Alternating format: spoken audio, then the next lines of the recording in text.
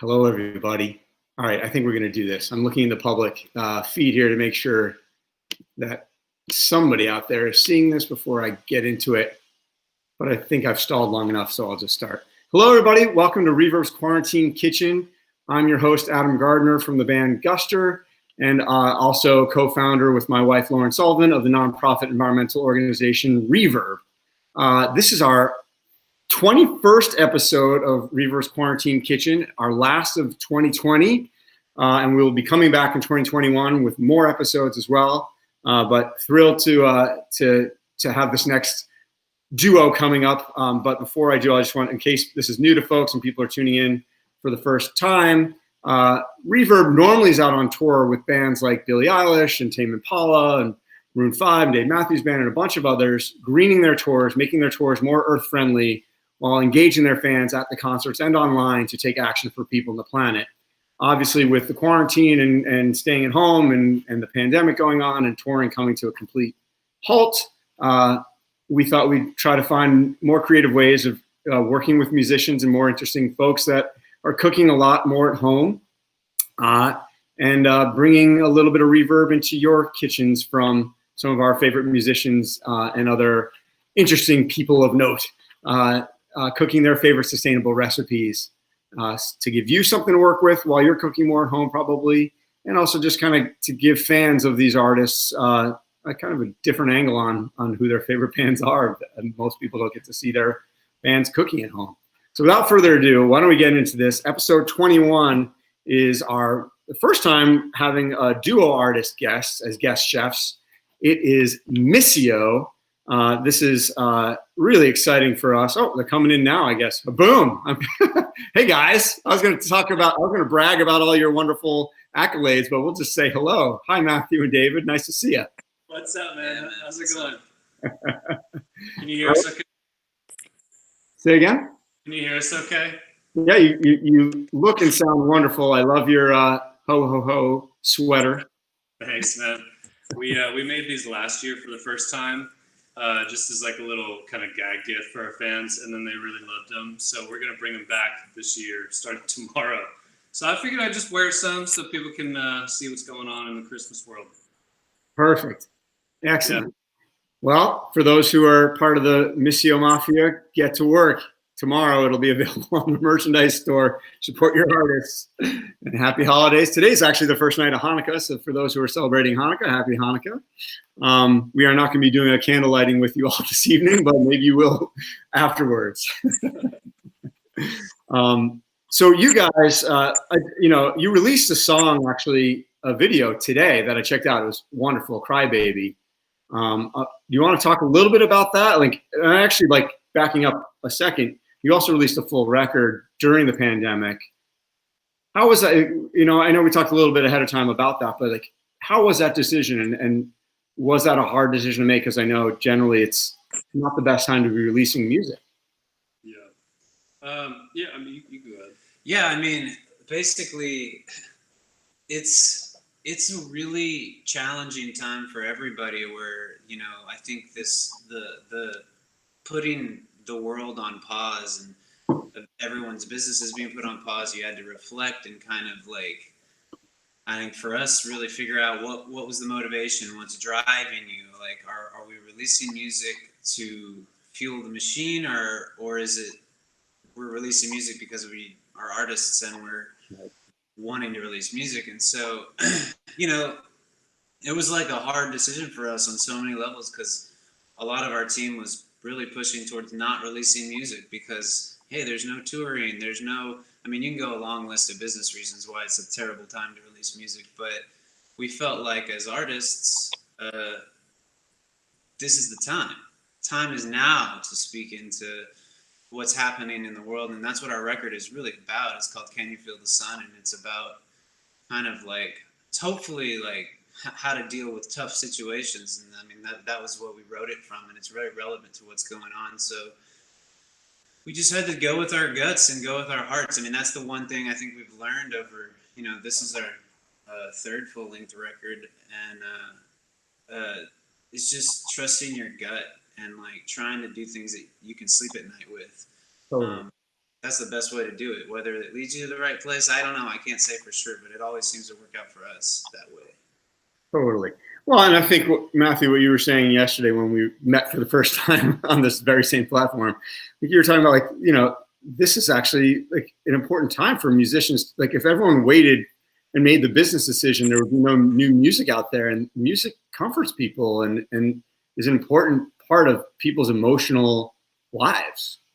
Yeah, I mean, it's one of my frustrations with artists right now in general is we've had one of the hardest years since I've been alive, right?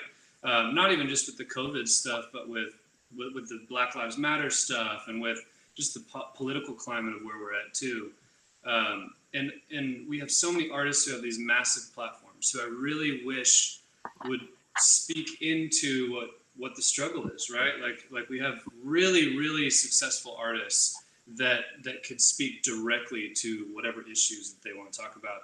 And it's frustrating that people delay that because they're worried about other people's opinions. Sometimes you have to put that on the side and go, you know what, I want to bring the collective consciousness to where it's going to be and not worry about some of the heat that I may get or whatever the case may be. So again, it's to what he was just saying, trusting your gut and believing that the message that you think is going to help impact people forward is worth it.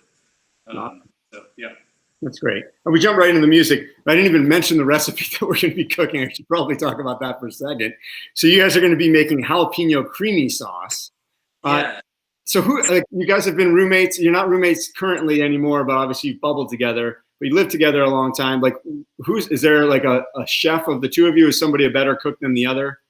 I definitely cook more than Matthew's. Almost zero. I like Uber Eats a whole lot. I've really enjoyed. I've always enjoyed it, but specifically being home. You know, we're on the road so much. I mean, never happens on the road ever. So coming home, it's something that I immediately do when I come home is cook more. And so this year has been amazing because there's been cooking, but this particular like salsa is like, I think of it, it's very representative of our hometown of Austin, which is known for like tacos and stuff. But like Matthew and I love going to like really like small hole in the wall kind of taco places. Like the more authentic kind of the better. And like they all have this like, in Austin, everyone just calls it the green sauce, you know? And it's just like, we were always perplexed by it. And eventually I was like, I got to figure out what this is. I got to start making this. And it's super easy. It's like literally jalapenos, onions, some oil, salt, garlic. That's it. And it's not even though it tastes creamy, there's zero cream or anything in there. But man, so I think it's a special treat. It's hot. I mean, you gotta like jalapenos. You gotta be a grown person to eat it, you know. But that's just how we do it in Texas, you know. So you mentioned your favorite little hole in the wall taco. Let's name drop some of your, like. Do you have any suggestions for people who are watching? You know, when we are able to go out to restaurants or visit Austin, like, what are your favorite taco joints there? We have this one spot right down the street from where we're at right now called Taqueria Arandinas. And it's just this little hole in the wall. I think there's 2 locations in South Austin. And it's this little family style Spanish food place, and it's awesome. Nice. So definitely check that place out. All right. Well, David's jumped in. He's not wasting any time. What's going on over there? You got to tell us what you're doing. You know, like, start cooking. Basically, what I'm doing is I just dumped 8 jalapenos. See, here's one. 8 of them in there, like 2 cloves of garlic, and then about a quarter of an onion. And I'm just like boiling it in here. Kind of see it. Yep. Wow. All right. Just throwing the onion just all in like that. Okay. Yeah, and I'm just literally just gonna boil them for like. Honestly, don't know how long I boil them for. Probably like 11 to 14 minutes. I'm not sure what that recipe says. I was looking at that recipe I sent you, and it's relatively close. The recipe says 15 to 20. How do you know when they're done? Well, I typically know they're done. First of all, they'll start to change color from like, they're like bright green right now, and they'll kind of darken. And then the skin will start to split on it. Like if you've cooked tomatoes or whatever, how the skin outside splits is kind of similar. And so that definitely means they're usually pretty cooked. But like, essentially, the trick is, or the art of it is, the longer you cook them, the less spicy I think they really are. So like, if you don't have if you want it really spicy, then cook them less and leave seeds in. That's kind of the two ways to keep the spice. And then if you want them like a little more mild, you can cook them a little longer and then take all the seeds out, or like that's kind of that's your move. But so yeah, they're just gonna sit here and literally boil in there for, I guess, 14 minutes. So I'll just kind of watch, and then when they get ready, I'll say something. Yeah, exactly. Someone start a timer. We're probably about a minute or two in so far. I got it. Here we go. Do you cook a lot at home? I mean, for me, honestly, not before COVID, and then like since COVID, I've gotten super into it. And especially since this show, I've actually learned a lot. I've tried all the recipes from all the episodes, so I now have. This is my 21st new recipe that I get to try, which is wonderful, and that's hopefully what everyone who's watching is doing. I recently just bought a cast iron skillet, and those things are amazing because it's pretty easy. You just throw stuff in there and it cooks really well. But do you have one of those? Absolutely, yeah. So I have two kids at home, and so I've always been the breakfast daddy. Like that's what I've done. Like that breakfast is my zone. So the skillet is key for that. But I've now moved into like trying to take on dinner more, and I got super into. So one of our guests was Tom Papa. He's a comedian, and he's like incredible sourdough bread baker. And so he taught us how to make sourdough bread in one of his episodes, and I've been making a lot of sourdough and got super into that. Awesome. But, yeah, kind of awful. That's more of an art, isn't it? I mean, it's pretty tough to bake. Yeah, bread, it seems intimidating. It can be. I mean, that's definitely a tough way to start. I started with that, and then I just actually today made like a yeasted white bread. That seemed like easy compared to sourdough, but it's doable. It's all about time. It's not difficult. It's just about managing your time. And here's what I love about cooking is that it's very similar if you go fishing, for example. Like it takes like just a little bit of like focus. Like when you're fishing, you're like paying attention to see if you've got a bite or whatever thrown out. Just like minimum amount. But then to me, that's some of the most restful things is when I can put my mind on like somewhat of an easy task, like follow a recipe, follow a thing. But then the rest of me is just chilling, Those tend to be the most restful things for me. You were talking. The other thing we talked about yesterday, which I would love to hear a little bit more about and want you to share with everyone who's watching, is you've like gotten into gardening more, right, David? And you've been using your vegetables and you've kind of come into sustainable cooking through your love of gardening. Is that a new thing that happened since COVID, or? Somewhat. It's expanded since then. We've always had a couple of raised beds in the backyard that we've had like some spring gardens, and then we'll do a fall garden.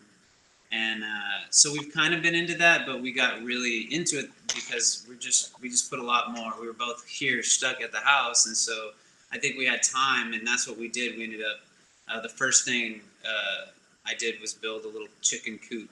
So we have chickens now out in the backyard. So they just started producing their first round of eggs. Oh, nice. How many chickens do you have?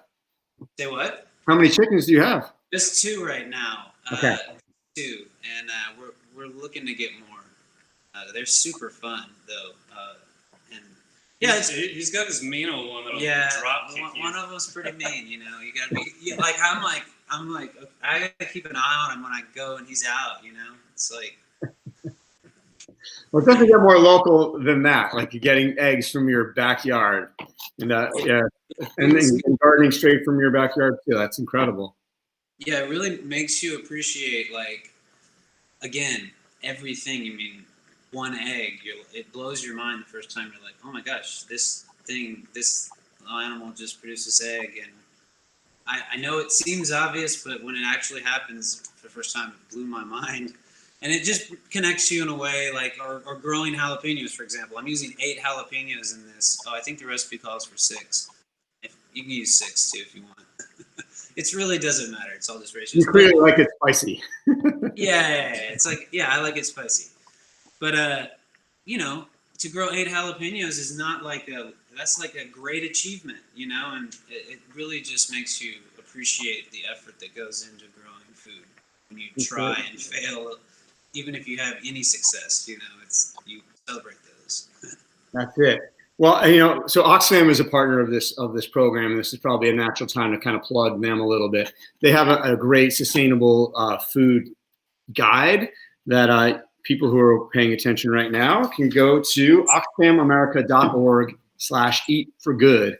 And it just has very simple guidelines on how to eat more healthfully, not only for yourself, but for the planet. You can check that out there. There's a link actually in the public chat right now. So thanks, Chris, for putting that up there. All right, so we're just waiting for those to boil. Why don't we talk about some other things here? All right. Yeah, I can introduce you. So I randomly came across this company right here called Brue. And I don't drink alcohol anymore. I'm strictly NA, and I've kind of like just being on tour. I've kind of tried to find the best non-alcoholic beers. Hell yeah, you got me. Yeah, man. It's in Portland, Maine too. It's not just in Austin. I found it. Yes. Cheers. Cheers, everybody. Yeah, man. Here's to a new year. Looking Yeah, forward to some new things happening next year. But I used to love IPAs when I was drinking, and I could never find a non-alcoholic that was even remotely close to a real IPA. So I randomly came across this company. A buddy of mine sent them to me right when they started coming out. And you could only find them at one place in Austin at this local liquor store. I'm kind of blown away. It's the first time I've tried it. It's really good.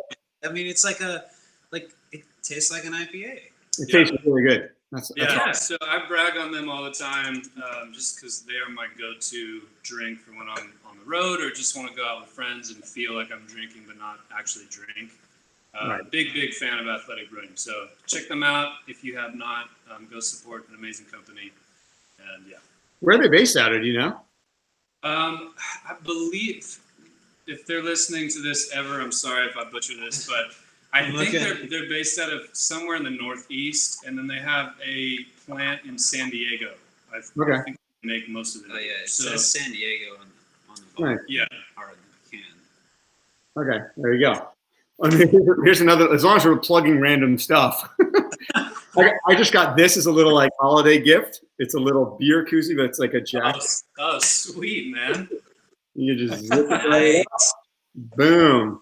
Dude, that's actually really cool. I like that. Pretty nice. You can hold it on like, you know, it has little handles. It's like a sippy cup for an adult. Dude, that's awesome. See, this is. So how did you get into, because I think it's a very beautiful thing to get involved with trying to save the planet. And there are some people who engage very quickly, or some people kind of get into it really slowly. What's your story into it? Were you fast or a little bit slower? I mean, I think for me, it felt like it hit like a ton of, I had like that aha moment, but I don't know if it was probably more gradual. I've always loved nature. I've always been into hiking. I've always been into camping.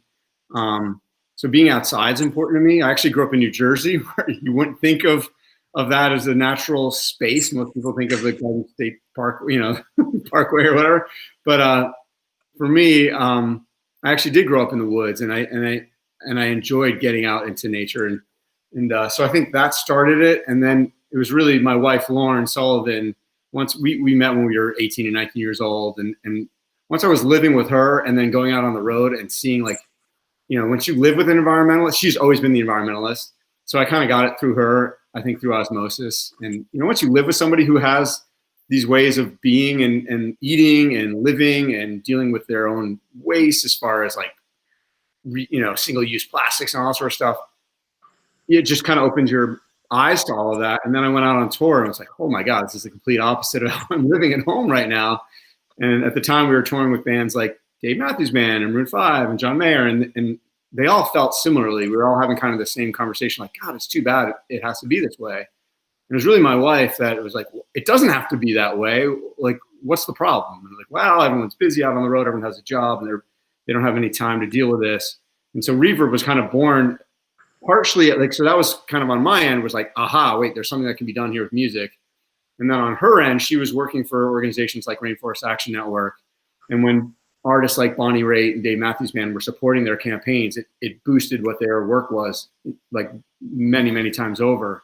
So she tucked away in her head, like, there's an opportunity for artists to really, like you were saying, like stand out on issues that matter and actually have a very positive influence with their fans. So me wanting to have tours be more green and her wanting to see her seeing the opportunity of music to be this cultural force to get people to take action for the environment is kind of how Reverb all started. And this is our 16th year. We've been very fortunate to work with a number of artists out on the road. And of course, we miss being out there, but it's wonderful doing things like this and meeting folks like you. And hopefully when we're all back out on the road, we'll all be thinking, you know, more sustainably as we have this opportunity to kind of reset what live music looks like, right? Like everything is up for grabs now. Everyone has to reassess how this is going to exist on the other side of COVID, right? It's not going to be, there's no going back exactly to what it was. So what does it look like going forward? And there's an opportunity there. Totally. That's awesome, man. Yeah. Actually, oddly enough, we were scrolling through, I was trying to show him a reference track and I went to the OC soundtrack and I saw Guster on there from way back in the day. But dude, what's awesome, like that you guys were associated with that soundtrack was, dude, that's where I got all my favorite music early on was from the OC. It was like Image and Heat. That's the first time I heard you guys. Not a Surf, like all those bands back then were so fucking good. It was cool to see you guys on there. So kudos, man. That's wild. Yeah, Imogen, that's fun. So the guy who produced our last record is like, we produced her record too. And yeah, that's funny. Yeah, there's connections there all day long. I loved your video that you put out today.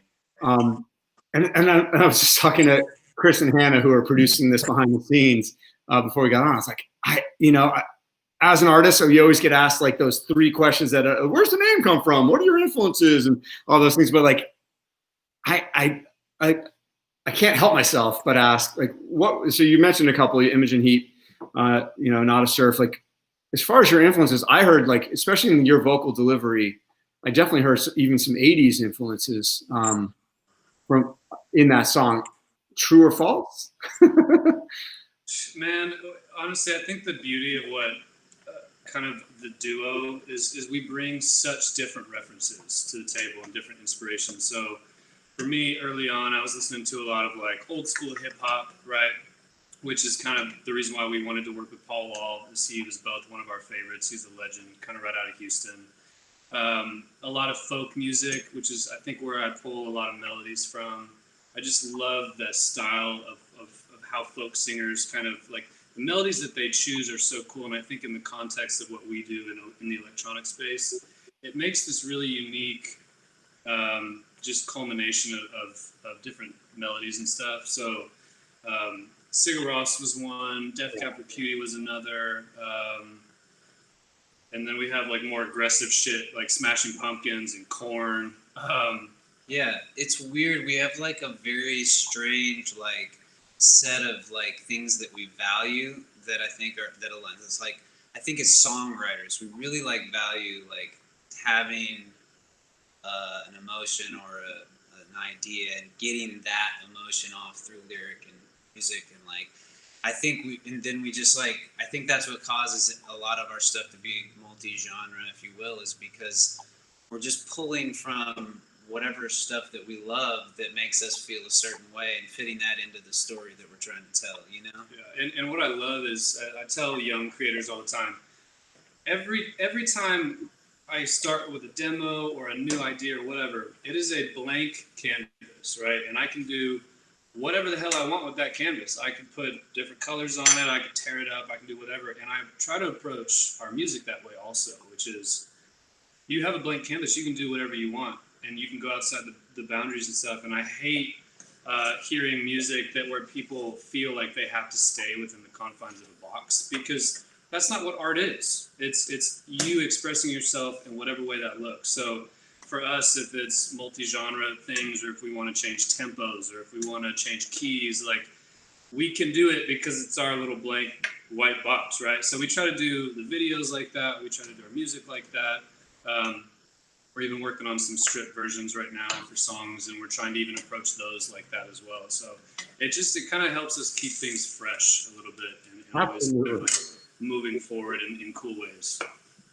I couldn't agree more. I mean, I think that's what you have to do. It's just like what keeps yourself entertained and feeling inspired, and everything else follows from there. You know, and if others, that's at least the way we've always approached it. Like, you know, hopefully our fans will like this, but if they don't, we like it, and that's if you start churning out crap that.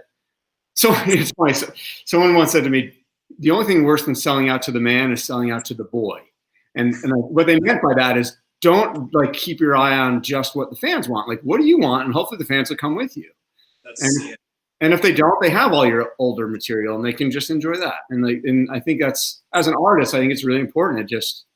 You have to do, otherwise it's not real, right? Like then you're just churning out stuff that you think will be successful, whether it's for corporate reasons or just to keep your own fan base going. And fans can sniff that out. The second you're not being real, they're gonna be like, I don't, I'm not into it.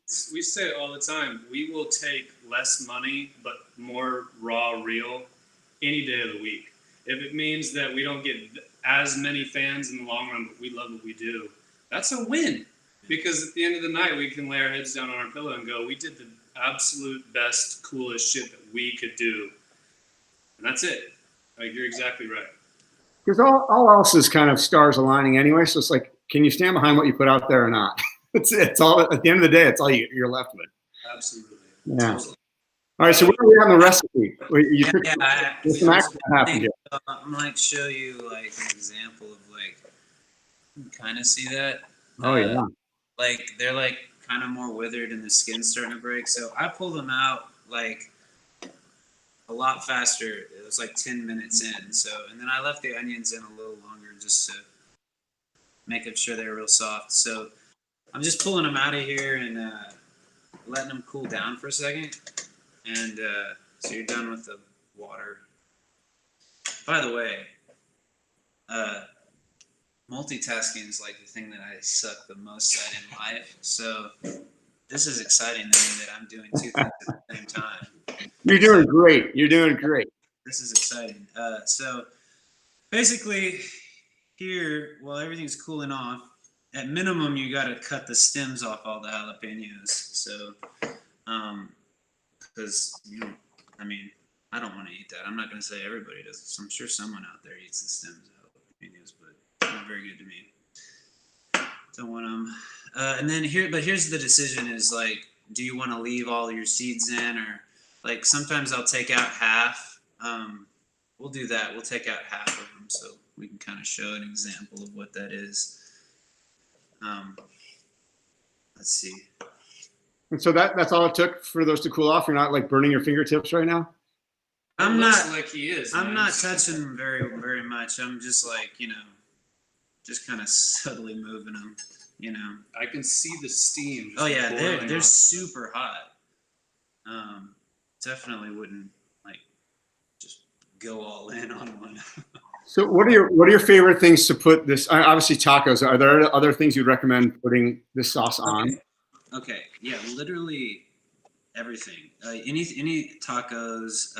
My wife and I, we cook we'll just do like bowls of stuff. So whether it's like rice and beans and different, you can kind of go with any ethnicity you want. And anyways, like just definitely as a dip on sandwiches, anywhere you would use pretty much anywhere you would use salsa, kind of. Yeah, it's like the Hispanic version of ranch almost. Right.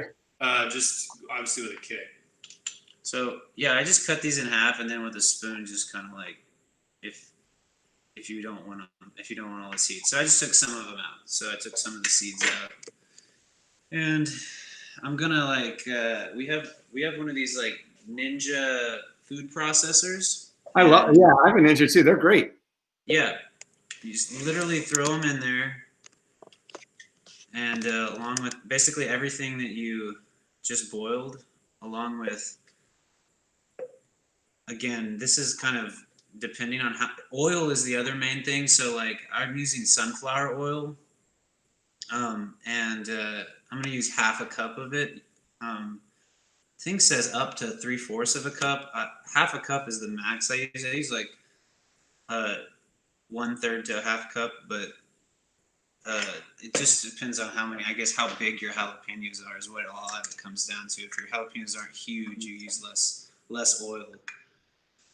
So it sounds like you make this recipe all the time. Like you kind of do this by feel at this point. Oh yeah, man. This is like the stuff that we have in the refrigerator at all times, kind of thing, for us. That's great.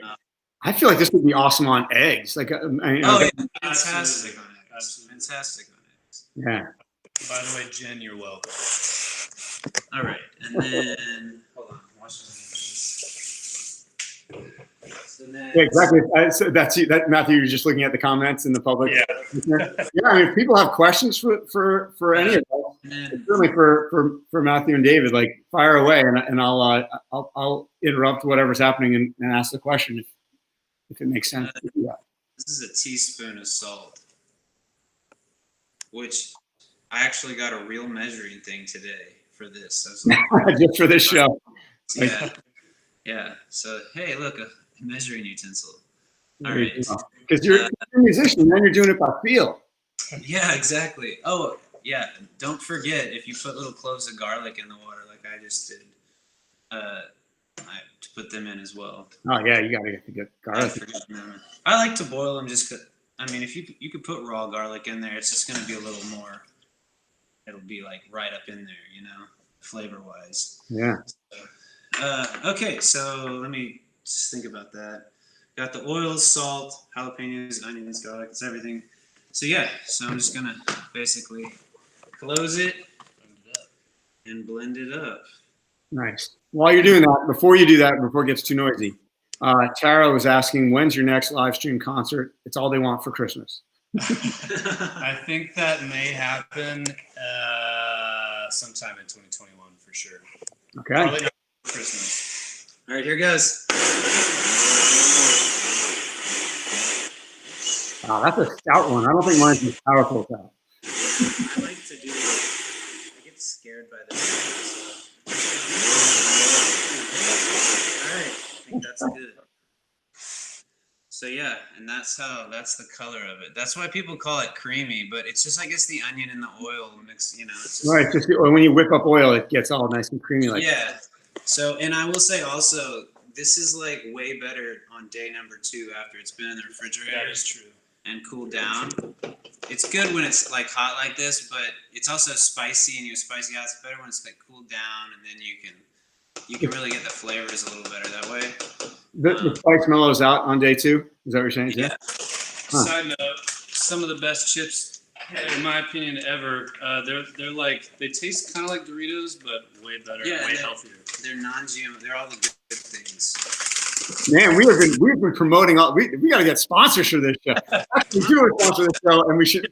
I'd be remiss if I don't say thank you to Clif Bar. And for $10.55, you get these new Scissors. scissors. Also, marketing. But for real, Clif Bar has been a sponsor this whole Really that good season. at It's like, do you remember watching the Truman Show, where every 5 minutes they're always marketing something new?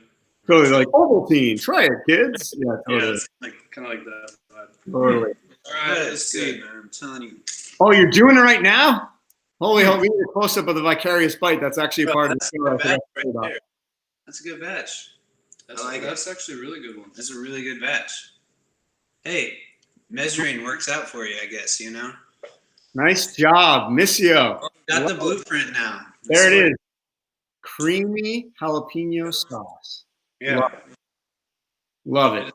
it's delicious. All right, here's another question from V. Best barbecue in Austin. What's your opinion?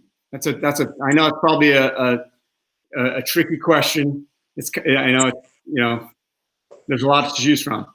There are a lot to choose from. I personally, it's a very touristy answer, but I really believe that it is the best in Austin, which is Franklin's. Franklin's has been around, I don't know, probably 15 years, something like that. But the old Franklin's burned down. And what was really awesome about Franklin's was that every day they only serve meat until they're out. So you'll have a line starting at like 8 a.m. and then they open at noon, and then you have an hour, maybe an hour and a half to get your meat, and then it's done. But it is incredible. They do their own barbecue sauces, and it is, again, it's like very touristy, but it is touristy for a reason, because it is prime barbecue. Nice. And David, do you agree? Well, I'm vegetarian, so okay. No, it doesn't matter. Yeah, we have a lot of like. Love barbecue is also probably my second favorite one. Have you been there? I think I have. I mean, that is the hardest part. I feel like, you know, to eat vegetarian at barbecue joints is even like the vegetable, like the things that you think are vegetarian have like some sort of bacon. Comfortable, like maybe just having dessert, you know, or you know, something like that. Sometimes, or there's always things, but I mean, I've made do plenty of times. Believe me, like. When you're in a group in Texas, it's like you end up at a barbecue place from time to time. So they're usually pretty good. A lot of, depending on where you go, you'll have something to survive on. Yeah, for sure. Well, and again, eating vegetarian is like one of the, like eating less meat or eating no meat is like one of the biggest things we all can do to fight climate change as individuals. So that's awesome. Yeah, and Austin is an amazing place for, I mean, there's like vegan, veggie, I mean, there's like tons of vegan restaurants. I mean, it's like, it really is, it being so easy has helped me become, like, I would say, like, I was joking with him the other day on the patio, like, my new diet is like, I'm like 90% vegan, like, awesome. And then I add a few things that, like, we eat eggs, and then every once in a while I'll have dairy, or like, you know, but it's like, that's generally what I am, you know? All right, well, we plugged a barbecue joint. What's your favorite vegetarian place in Austin? I mean, we go, my wife and I, like, there's this like diner place called Bolden Creek, and it's basically like it's like diner food, but also they do a few other things, but it's 100% veggie or vegan. They can do everything vegan, so there's no meat at all in there, and it's like, it's always just been a treasure for me to go in there and have options. It's like, normally when you're eating vegetarian, even if it's great, you're going, it's okay, I got 3 options, and I actually like that on a menu, because then you don't have to figure out what you want. It's a lot easier, but I love being able to sit there and be like, oh. It's good because for somebody who's not a vegetarian or vegan, I can still get food that's pretty good. It's vegan, like, you know what that means, but yeah. It's quality enough to where I'm good. Definitely. Well, I found some of my favorite food is vegetarian and vegan, because you have to focus more on the flavors. You can't just like throw a slab of meat on the grill and it tastes good. Like, you have to really be intentional about your flavors and your textures, because when I was cooking, it took me a while to learn how to recook it, because you have your staple things. You rely on meat. If you're gonna have a meal, that's what it's based around. I found, though, once I figured out different things to cook, you're just consistent all the time. Like, because I found when I was cooking meat back in the day, it would be dry, or maybe I was just not good at cooking, but like, it seemed that the variance in flavor amongst the quality of meats and all this and that. And I know that exists in vegetables, but for the most part, I found, like, you know, you get a carrot, it's going to taste like a carrot, you know, every time. And you start to learn like actual flavor stuff, or at least I did. I was crutch on meat for a long time. Wow. All right, there was a question that from the crowd here. Tesha was wondering, how often do you guys hang out? Like, do you hang out a lot, or is this unusual to see you together in a room, or? All the time. Yeah. All the time. Yeah. Honestly, I feel like it's the reason why it works so well is because, like, when I was living here, we were just working together all the time, and there was always moments where we could go create, or if we had an idea randomly, it was like we could just go create. So it took an adjustment when I finally moved out, because keep in mind, like, when I was living in the house, when we were on tour, we were also together 24/7, right? Because you're on tour. So it just feels like we're family at this point. We just literally hang out all the fucking time. So, yeah, it's great because we just get a lot of shit done. And it's so nice that you're in the same spot. I mean, that's one of the things I mentioned to you yesterday. Like, I'm jealous that you get to be together and create together. You know, my bandmates are kind of spread out across different states, so it's way more of a challenge and a rare occasion, unfortunately, for us. Do you, as far as the writing and creation goes, like, how does it at the this is kind of at the risk of like, what are your influences? But how does it work? Like, do you get some tracks going and then you're singing melodies over it, or you sit down and hold a guitar? Like, is it every which way? Like, how generally do you create your songs? Honestly, it kind of varies because sometimes we'll start songs together. Sometimes we'll wait until we're with our producer. Will work. Sometimes I'll demo something out. My favorite way to work is just because I'm kind of a loner. Is I love to just start an idea on my own, because I think there's a lot of creative freedom to just let me do whatever the fuck I want to do, and then trust David and Dwight, our producer, to come in and help kind of reel it in whatever way that is. So to just like get a skeleton going, and then we'll all sit down together a lot of times and really get the track to where it is. Lyrics always come last, because I think it helps us all to be able to feel the music first and then go, okay, this is what it's making me emote, and then we can kind of just write on top of that. Whereas some writers, they start all with lyrics, which kind of blows my mind, and they just kind of fit melodies into the lyrics. So I don't know how you guys work, but if you do it that way, please tell me, because it blows my mind. Now, the lyrics are painfully last for us. Like, usually as we're recording the vocals, someone's holding a pen. Yeah, some of the best MISSIO lyrics have come mishmouthing like melodies to a progression that's happening or a beat that's going on in the studio, and then like 5 minutes later we're like, whoa, think about that for a second. Yeah. What you just said, it's like there are, I'd say, more times than not, to where again, it's like it's the mystery of being a musician. It's like, where do you pull those melodies from, or those lyrics from? And I'd say 7 out of 10 times we have to catch up with the lyrics that come out, because it's like, that is so past what I know to be true right now, that like you kind of have to work your way there. For instance, on this new record, we have a song called Don't Forget to Open Your Eyes. And the chorus lyric is, don't forget to open your eyes, don't forget that there's a sunrise. And for us, we had been working our asses off, right? And not really taking the time to really cherish things that were beautiful for our mental health or whatever. COVID happens. And then sure enough, that same lyric 4 months later was a reminder for me every day. I need to look at the sun as it's setting, because it helps my mental health. It helps me be thankful. It helps me, it's kind of what we were talking about earlier with nature being such an important role with how we experience the world. That was a lyric that had to catch up to both of us, I think. Whereas like it didn't really make sense in the moment, but and I know that sometimes people, that's not the like, artisty answer, but it's the truth. That's the way creation works sometimes. Well, yeah. I mean, it's without getting too artsy fartsy about it, but I think the best stuff, you're not sure where it comes from, because it's not something you're like, it's not coming from your conscious self necessarily. Like, it just kind of flows out of you. Like, oh, what was that? And it's almost one of those things that you hear it on playback later, be like, wait, what is that you just said right there? That could be something. It sounds very similar, your process sounds, as far as lyrics, especially. Mushmouth. That's exactly right. You're like, I heard David Byrne does the same thing. You're like, blah blah blah blah. It's like blind. Like, it's one of those things where like they kind of figure out what the random mouth noises that come out as you're exploring melodies might turn into. And sometimes it doesn't work, and you're like, oh, that was total crap, and you got to actually think about it and bring in. It's that weird combo of like not being conscious and then sometimes being very conscious and being very like prefrontal lobe on it. But other times the fastest and I think best stuff comes from a place that you can't really pin down. Yeah, absolutely.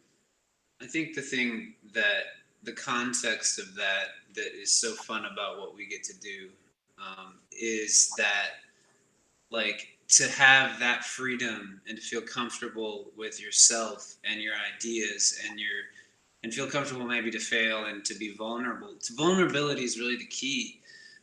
It's like, as we've experienced many separate different writing environments, and I think we've learned what we really value about what we do, and it's that we both have like a goal in it, but there's never like a dark conflicting energy there. It's like, we've been blessed to not let our egos get into that yet, or and I think we actively battle that. I mean, that was part of the foundational, like when he started writing MISSIO music and brought it to me as a producer engineer. That's how the relationship started. And his goal was to, never play live, never do anything, just wanted to do dope music.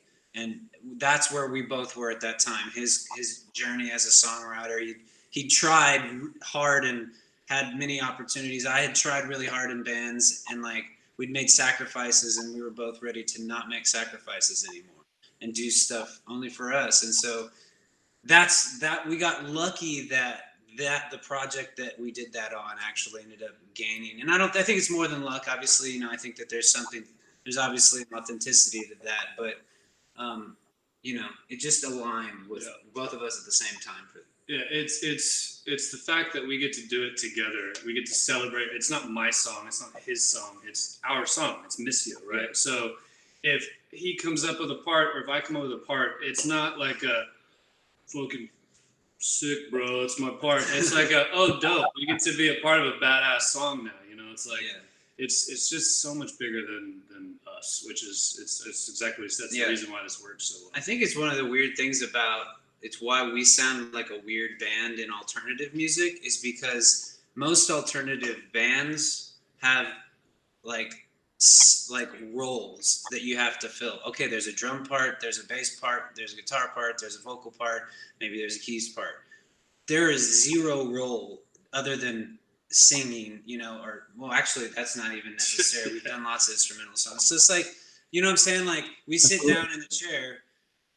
Are we going to have drums? Who cares? Are we going to have bass? Who cares? Are we going to everything? There's zero, no one's identity is built around any instrument or sound or anything. So it's blank canvas, right? Which I think is the most fun, Yeah. Then you're just in the position of what serves the song. What's the best thing for the song? Yeah. How do we make it, come across as best as possible? It's amazing. Well, guys, what a wonderful visit we've just had together. This is so lovely. I really appreciate getting to know you guys. This is, in case you just tuned in, I'm Adam from the band Guster and founder of the nonprofit REVERB. You've been watching REVERB's Quarantine Kitchen. This is our final episode of 2020. We will be back in 21 with more. There's 21 episodes of this thing. This is episode 21. If you're just new to this and you're part of the MISSIO Mafia, check out some of the other episodes too. Check out this one, of course, if you just tuned in or if you missed the first part of it, and try the creamy jalapeno sauce that Matthew and David were so kind to share with us. Check out their record. It came out in October. It's called Can You Feel the Sun? They just released a video today called Cry Baby, which is lovely. Honestly, really love it. So thank you guys so much. Really appreciate it. Because this is the final episode of the year, I do want to give special thank yous to Hannah Rafkin and Chris Spinato from Team REVERB here, who are behind the scenes, operating everything to make this possible. Lindsay Bailey, who's your manager, who's been wonderful. She actually brought in shade to this as well.